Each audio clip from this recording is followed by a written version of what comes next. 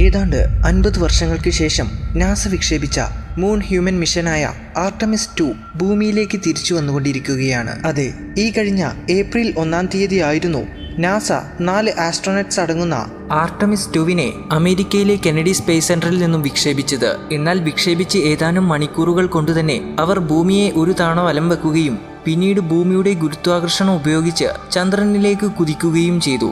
എന്നാൽ ഈയൊരു യാത്രയിൽ അവർ navigation test, life supporting system check, ഭൂമിയുമായുള്ള കമ്മ്യൂണിക്കേഷൻ വാലിഡേഷൻ തുടങ്ങിയ പരീക്ഷണങ്ങൾ നടത്തി.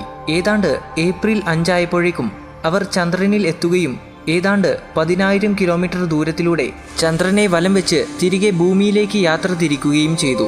നിലവിൽ അവർ ഭൂമിയിലേക്കുള്ള യാത്രയിലാണ്. ഈ വരുന്ന ഏപ്രിൽ 10 തീയതി അവർ ഭൂമിയിലേക്ക് പ്രവേശിക്കും. എന്നാൽ ഇത് ഈ മിഷനിലെ വളരെ ക്രൂഷ്യൽ ആയിട്ടുള്ള ഒരു സ്റ്റേജാണ്. കാരണം ഭൂമിയുടെ അന്തരീക്ഷത്തിലേക്ക് പ്രവേശിക്കുന്ന സമയത്ത് അവർ സഞ്ചരിക്കുന്ന ഓറിയോൺ സ്പേസ് ക്രാഫ്റ്റിന് ഏതാണ്ട് 40,000 km/h വേഗത വരെ ഉണ്ടാകും. സ്പേസ് ക്രാഫ്റ്റിന് ഇത്രയും വലിയ വേഗത ഉള്ളതുകൊണ്ട് തന്നെ അന്തരീക്ഷത്തിലെ എയറുമായുള്ള ഫ്രിക്ഷൻ മൂലം സ്പേസ് ക്രാഫ്റ്റ് 5000 ഡിഗ്രി ഫാരൻഹീറ്റ് വരെ ചൂടാവുകയും ചെയ്യും. സോ ഇത് തരണം ചെയ്തു വേണം അവർക്ക് ഭൂമിയിൽ ലാൻഡ് ചെയ്യാൻ. ഏതാണ്ട് ഏപ്രിൽ 10 അമേരിക്കൻ സമയം രാത്രി 8:07 ഓറിയോൺ മൊഡ്യൂൾ പസഫിക് സമുദ്രത്തിൽ ലാൻഡ് ചെയ്യുമെന്നാണ് കണക്കാക്കുന്നത്.